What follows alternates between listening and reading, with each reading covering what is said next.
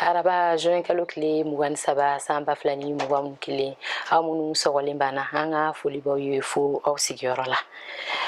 ministre Abdoulaye Diop ye damakasili kɛ ko ka Mali dabolo lajɛ jiɲɛma jɔlen na ni a ka kunnafoni kɛnɛ sigilen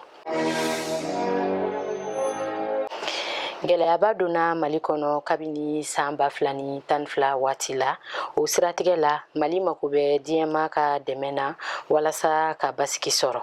o la sisan tɛ ɲangiliberew bintuma ye an kan ni ye Mali kɔkanko ministre Abdoulaye Diop ka laseli ye a ye min kɛ tɛnɛndon juin kalo tile 21 san 2021 diɲɛ tɔnbaw ka lasigidenw ɲɛkɔrɔ an ka jamana na yan kabini Abdoulaye Diop kɔseginna kɔkanko ni diɲɛ tɔnbaw cɛ ko ɲɛnabɔ ministeriya la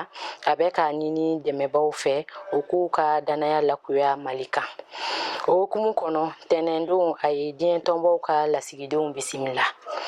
o lajɛ senfɛ kɔkanko ni diɲɛ tɔnba cɛ ko ɲɛnabɔ ministeriya ɲini diɲɛ tɔnbaw fɛ gɛlɛyaba min ye Mali sɔrɔ kabini san 2012 waati la ka dɛmɛ o bɛ se ka nɔgɔya cogo min na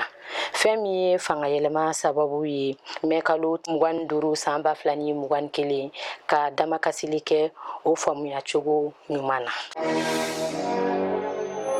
mɔgɔ 622 ni tora san 2020 sirabakan kasaraw la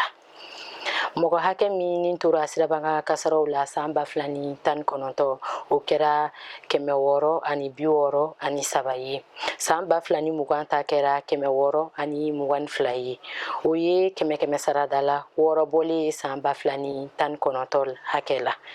nka sirabakan kasara hakɛ de cayara o tun ye 8,800 ye san 2019 kɔnɔ o yɛlɛmara ka se 9,309 ma san 2020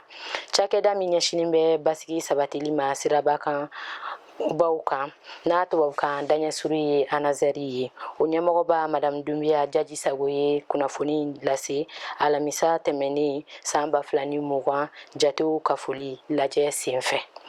lajɛ laɲini tun ye cakɛda minnu ye jatedilaw ye sirabakan kasaraw kan i n'a fɔ kɛnɛyasow polisisow ani zandarmasow olu ka se ka fɛsɛfɛsɛli kɛ san 2020 kasaraw kan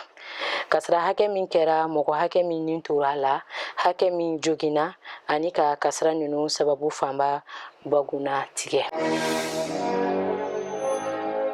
nin bɛ dansigi an ka bi kunnafoniw na aw kan bɛ waati wɛrɛ ni kɛnɛ kan